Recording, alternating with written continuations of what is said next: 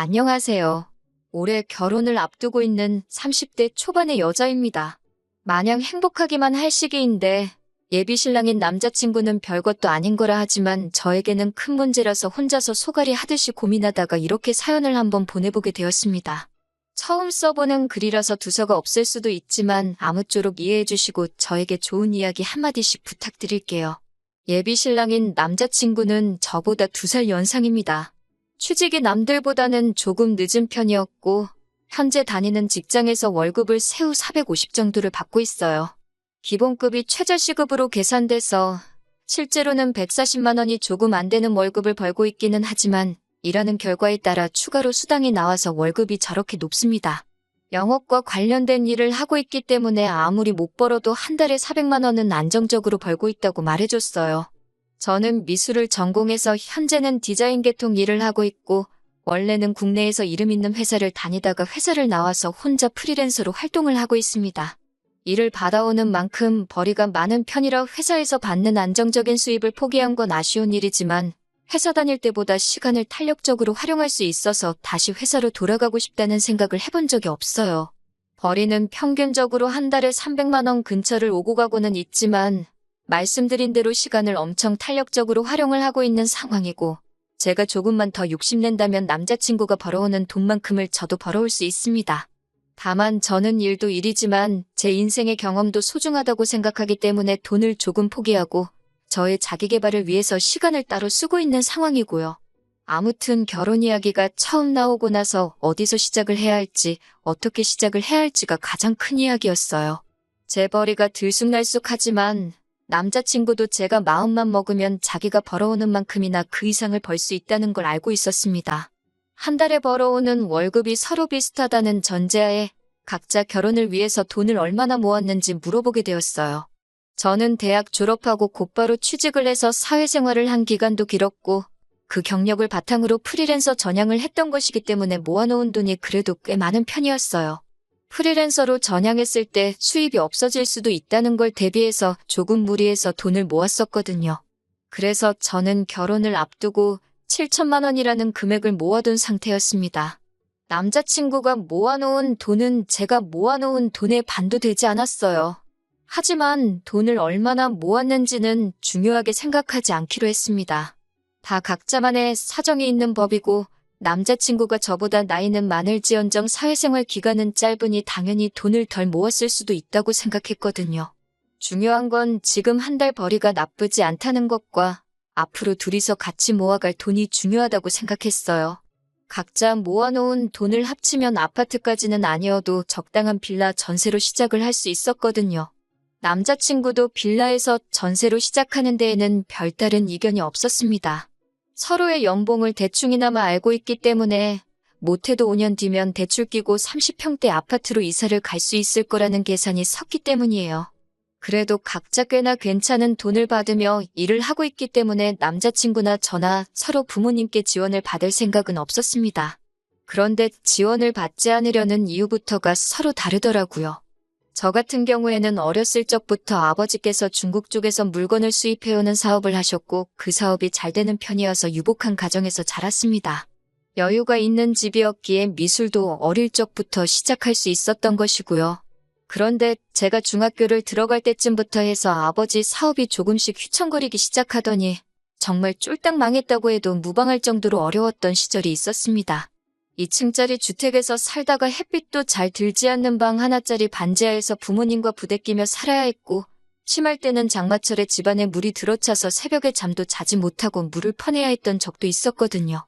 그런데도 그때 아버지도 그렇고 어머니도 여태껏 공부해온 미술인데 제가 꿈을 포기하게 하고 싶지 않으시다고 아버지는 사업에 더 열중하셨고 어머니는 정말 푼돈 받는 소일거리 찾아서 하시면서 한 달에 100만 원도 안 되는 돈을 벌러 밖으로 도셨습니다.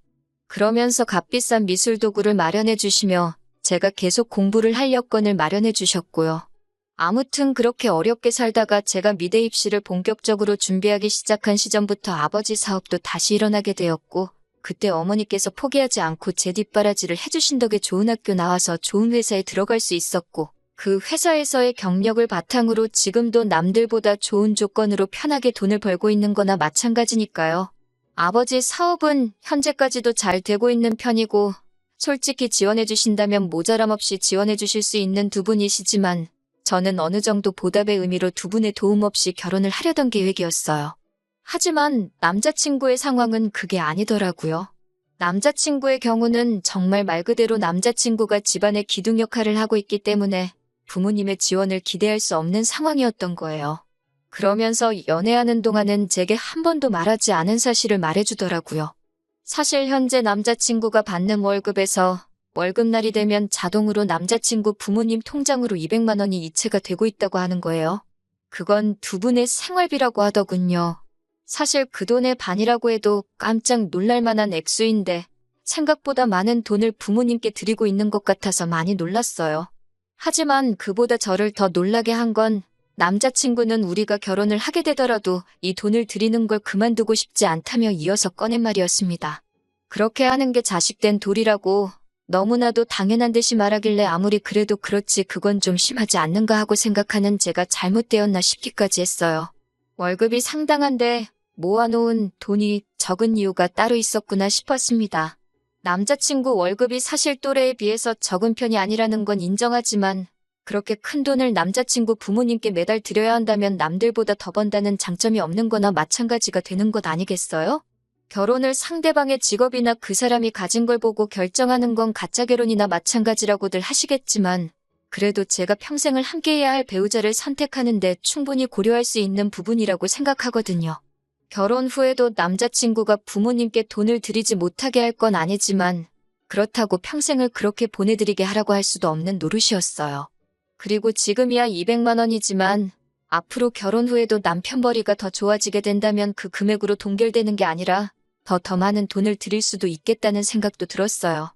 그래서 잠시간 고민하다가 남자친구에게 부모님께 생활비나 용돈을 드리는 걸 반대하는 건 아니지만 그건 금액이 조금 크지 않냐고 솔직한 마음을 꺼냈습니다. 돌아온 건 남자친구의 황당한 반응이었어요. 정년퇴직하신 아버지와 평생을 전업주부로 살아온 어머니가 지금은 자기 하나만을 바라보고 살고 계시는데 어떻게 결혼을 한다고 여태껏 드리던 걸 끊을 수 있겠냐고 정색을 하더라고요. 저희 어머니께서 제 공부를 계속 시키시겠다고 이 고생 저 고생한 걸 직접 눈으로 봐왔으니 어머니가 더 고생하지 않게 하고 싶은 그 마음은 이해가 충분히 가는 바였습니다. 하지만 이해할 수 없는 건 저희 집이 어려웠을 적에 저희 어머니는 직접 발벗고 나서서 정말 푼돈일지라도 가게에 도움이 되기 위해 발로 뛰셨거든요. 그런데 남자친구의 부모님은 굴곡 없이 안정적으로 직장 생활을 하셨다지만 아무리 그래도 아직 장가도 안 간 자식에게 생활비를 그만큼씩 부담시키신다는 게 이해가 가질 않았어요. 반대의 입장이라면 저희 어머니께서는 분명 제가 부담을 갖게 하지 않기 위해서 다시 일을 시작하셨을 거라 믿어 의심치 않았거든요. 그래도 결혼하게 되면 시부모님이 되실 분들인데 그게 잘못되었다는 둥 말을 꺼낼 수는 없었습니다. 남자친구와 더 투닥거리 하고 싶지도 않았고요. 그래서 대충 이야기를 마무리 짓고 집으로 돌아왔습니다. 집으로 돌아오는 길에도 계속해서 머릿속에 숫자들만 오고 가고 아무리 그래도 돈을 그렇게 드리는 게 맞나 싶은 생각이 들다가 자식된 도리로 효도를 못하게 할 수도 없는 노릇 아닌가 하는 생각을 하다가 그렇게 갈팡질팡 한참을 생각하고 있었습니다. 남자친구 말에 그러겠다 대답을 한 적이 없으니 남자친구도 제 대답을 기다리고 있을 거예요. 다행히 영업 관련 일을 하고 있는 남자친구 직업 특성상 이번 주 내내 도통 시간이 나지 않는다 하여 아직 대답은 하지 않았어요. 하지만 제가 언제까지 피한다고 피해지는 사이도 아니고 그렇게 하자고 하기도 그렇고 그렇게 하지 말자고 하기도 그런 상황입니다. 정말 어떤 대답을 하는 게 가장 좋을까 벌써부터 걱정이 되네요. 어떻게 해야 하는 게 좋은 건가요?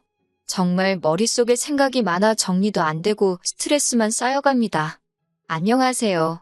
남자친구가 결혼 후에 부모님께 생활비로 200씩 보내겠다는 말에 스트레스를 받고 있던 예비 신부입니다. 남자친구와 완벽하게 이별하게 되어서 후기를 보내달라는 요청에 이렇게 다시 한 번 더 펜을 들었습니다. 아무튼 남자친구와 그 이야기를 나눈 뒤로 어떻게 운이 좋았던 건지 남자친구의 일이 바빠져 시간을 벌 수 있었어요. 시간적으로 여유가 생겼지만 혼자서 고민하면 할수록 일만 복잡해지는 것 같고 뭐가 정답인지도 모르겠더라고요. 결국 혼자 고민하다가 이 사실을 부모님께 털어놓게 되었습니다. 부모님이 굉장히 안 좋아하실 거라고 생각했는데 생각외로 저희 부모님께서는 좋은 점만 봐주시려고 하더라고요. 젊은 사람이 하고 싶은 것도 많았을 텐데 그런 큰 돈을 부모님께 드리기까지 많은 고민이 있었을 거라 하시면서 말이지요. 결국 자기 부모에게 잘하는 사람은 배우자의 부모에게도 똑같이 효도를 할 것이라고 하시며 그래도 어른을 공경하는 사람을 사위로 받아들이게 되어 얼마나 다행이냐고 하시더라고요. 저희 부모님께서 제게 제안을 하나 하셨고 저는 그 제안을 듣자마자 이 기쁜 소식을 남자친구에게 알려야겠다 싶어서 그동안 이 핑계 저 핑계를 대며 만남을 피해왔던 남자친구에게 곧바로 연락을 했습니다. 남자친구가 눈치가 없는 편이었기 때문에 제가 그동안 그런 고민으로 만남을 피해왔다는 생각은 전혀 하지 못했나 봐요. 그래서 평소처럼 만나 데이트를 즐기다가 남자친구에게 제가 먼저 말을 건넸지요. 오빠가 결혼 후에 부모님께 200만 원을 드린다는 말을 집에서 곰곰이 생각해봤다고 말을 꺼내니 이제 와서 또 그 이야기를 하냐는 듯한 반응을 보이며 짜증을 내더라고요. 다 끝난 이야기 아니냐. 이 이야기에 대해서 더 이야기를 하고 싶지는 않다는 식으로 말을 꺼내는 걸 보니 이제 와서 생각해보면 남자친구 본인도 자기가 얼마나 말도 안 되는 이야기를 꺼냈는지 어렴풋이 알고 있었던 것 같아요. 아무튼 저도 아랑곳하지 않고 저희 이야기를 이어갔습니다. 저도 결혼을 하고 나면 오빠와 똑같이 부모님에게 200만 원씩을 드려야겠다고요. 자기 부모님한테는 금액적인 조정 없이 여태 드리던 대로 200을 주겠다던 남자친구의 말과는 달리 제가 제 손으로 번 돈을 가지고 저희 부모님께 돈을 드리겠다는 말에 남자친구는 어이없다는 반응을 먼저 보였습니다. 처음으로 꼬투리 잡는 게 제 월급이었어요. 저는 자기보다 돈을 적게 버는 편이니 당연히 그 금액이 커서는 안 된다고 비율상으로 맞지 않는다고 하더라고요. 그런 부분은 제가 일을 조금만 더 하면 오빠가 버는 만큼 벌 수 있으니 걱정하지 말라고 했어요. 그랬더니 이번에는 저희 부모님 이야기를 들먹이더라고요. 자기 부모님은 아버지는 정년퇴직을 하셨고 어머니는 전업주부로 살아왔기에 자기가 돈을 드리는 게 당연하지만 저희 부모님 같은 경우에는 사업체도 가지고 있고 아직 현역이지 않으시냐. 형편도 좋으신데 저희 월급을 그만큼 보태나 안 보태나 큰 차이가 없는 거 아니냐고요. 그래서 저는 알겠다고 대답했습니다. 그리고 저희 부모님께서 하신 제안을 남자친구 앞에 꺼냈어요. 오빠가 부모님께 잘 하고 싶다는 말을 듣고 우리 부모님께서 집을 지원해 주시기로 했다고요. 그래서 집을 그냥 받는 대신에 오빠가 부모님께 주는 만큼의 돈을 저도 드리고 싶어서 꺼내본 이야기다 말해줬어요. 그랬더니 오빠는 당장에 한 달에 200만 원씩 드린다는 이야기를 저희 부모님과 이미 이야기를 나눴는지 물어보더라고요. 그런 이야기는 따로 나눈 적이 없다. 돈을 드리는 건 순전히 나 혼자만의 생각이다 이야기를 하니 안도의 한숨을 내쉬더라고요. 그러자 오빠는 저희 부모님이 여유가 돼서 집을 해주신다는데 너가 그런 큰 금액을 드릴 이유가 뭐가 있겠냐고 하더라고요. 요즘 100세 시대라는데 200만 원씩 40년을 드리면 1년 12달에 40년, 그 돈만 해도 10억이 가까운 돈이라면서 말도 안 되는 소리라고 하더라고요. 그 돈이면 그냥 대출받아서 10억짜리 집을 사고 말겠다 하면서 저보고 계산을 못한다는 식으로 말을 하더라고요. 솔직히 어이가 없었습니다. 제가 그렇게 말을 꺼낸 것도 남자친구를 떠보기 위해 꺼낸 말이었는데 100세 시대 운운하면서 말도 안 되는 계산을 하는 게 어이가 없었어요. 남자친구 계산이 틀린 건 아닌데 그 계산대로라면 남자친구는 자기 부모님한테 10억을 주겠다고 저한테 이미 선언한 거나 마찬가지잖아요? 저는 집이라도 받아오겠지만 남자친구는 그냥 생 돈을 부모님께 그대로 드리는 거나 마찬가지였으니까요. 이미 남자친구가 저희 부모님께 돈을 드리는 게 말도 안 된다는 식으로 처음 말을 꺼냈을 때 이미 이 남자와 결혼하겠다는 마음을 정리했어요. 저희 부모님의 제안을 마음을 정리한 뒤에 말한 것도 정말 어디까지 썩어빠진 거 지근성을 가지고 있나 떠보기 위함이었지요. 그런데 정말 제가 별소리 없이 부모님이 집을 해주신다는 제안까지 말을 해줬으니 아주 저부터 저희 부모님까지 호구 중에 호구를 잡았다고 생각했던 것 같아요. 자기가 하는 효도와 제가 하는 효도가 조건상으로는 똑같은데 부모님의 형편 따라 달라진다고 말하는 게 어이가 없었습니다. 그래서 저는 남자친구에게 저희 부모님이 해준 마지막 제안을 해줬어요. 내가 결혼하면 우리 부모님은 아마 은퇴를 하시게 될 것이며 아버지가 하고 계신 사업체는 나에게 물려주기로 되어 있지만 나는 미술 쪽 일을 그만두고 싶은 생각이 없다고 했다고. 그랬더니 아버지가 그러면 나와 결혼할 상대방에게 사업을 물려주면 어떻겠냐고 제안을 했다고요. 그때부터 남자친구의 눈동자가 흔들리기 시작했어요. 남들 비윗장 맞춰가며 하는 일에 실증도 많이 나 보였었는데 아버지가 사업체를 물려줄 수도 있다는 말에 관심이 가기 시작한 것이죠. 남자친구는 정말 벅차오르는 듯한 표정을 숨기지 못하면서도 그 상황에서는 한번 튕기더라고요. 아마 그때까지도 구구절절히 남자친구에게 유리한 제안을 계속해서 꺼내고 있으니 제가 마치 자기 아니면 다른 사람을 만날 생각도 없고 자신과 결혼하려고 환장한 여자라고 생각했나 봐요. 자기가 어떻게 그 사업을 곧바로 물려받겠냐며 우리가 결혼을 하고 나면 자기가 지금 다니는 회사를 그만두고 아버지 회사로 들어가서 일을 배우는 게 순서가 아니겠냐고 하면서요. 그러면서도 그렇게 자기에게 유리한 제안을 들려줬는데도 끝까지 부모님 용돈 드리는 이야기에 대해서 다시 생각해보려 하는 모습은 하나도 없더군요. 그때 남자친구와 결혼할 생각이 싹 사라지기는 했지만 이별의 말을 꺼내는 게 너무 어려워서 아무 말도 하지 못하고 그냥 집에 들어와 버렸습니다. 그리고 남자친구에게 어떻게 이별하자는 말을 꺼내야 할까 하루하루 고민하면서 보내고 있었는데 얼마 뒤 남자친구에게 연락이 왔어요. 언제부터 아버지 회사에 출근하면 되냐고 말이죠. 자기는 지금 회사를 그만두고 오는 길이라고요. 그 말을 듣고 나서야 비로소 저도 닫혀있던 입이 뚫리더라고요. 누가 오빠한테 아빠 회사를 물려준다고 그랬냐 따지니 남자친구가 당황한 목소리로 너가 분명히 장인어른께서 결혼할 상대방에게 회사를 물려주기로 했다고 하지 않았느냐고 하면서요. 그래서 제가 그건 맞는데 왜 우리 아빠가 오빠한테 장인어른이냐고 오빠랑은 결혼 이야기가 오갔을 뿐이지 아직 양가 부모님도 안 만난 상황이 아니냐고 했어요. 그랬더니 남자친구는 잔뜩 당황한 목소리로 그게 무슨 말이냐고 하더라고요. 그래서 저는 오빠가 자기 부모님한테만 용돈을 드리고 우리 부모님한테는 안 줘도 된다는 그 말을 했을 때 이미 결혼하고 싶다는 마음을 접은 상황이라고? 미리 말 안 해줘서 미안하지만 오빠도 부모님 용돈 이야기부터 회사 그만두는 것까지 나한테 한마디 상의 없이 혼자 정한 거 아니냐고. 김칫국은 오빠가 혼자 마신 거니 그건 제가 어떻게 해줄 수 있는 문제가 아닌 것 같다고. 여태 한 것처럼 오빠 혼자 알아서 북치고 장구치고 다 하라고 말하고는 전화를 끊어버렸어요. 그리고 이렇게 남자친구와는 파혼과 이별까지 하게 되었네요. 당연히 남자친구는 그날부터 저에게 연락해서 자기가 생각이 짧았다고 부모님께 드리는 용돈이고 뭐고 제게 경제권을 넘길 테니 다시 만나만 달라는 식으로 연락이 왔어요. 하지만 저는 고작 그런 돈 때문에 파혼한 게 아니거든요. 자기는 옳고 너는 틀렸다고 하는 그런 내로남불 사상이 결혼 상대로는 적합하지 않다고 생각했을 뿐이에요.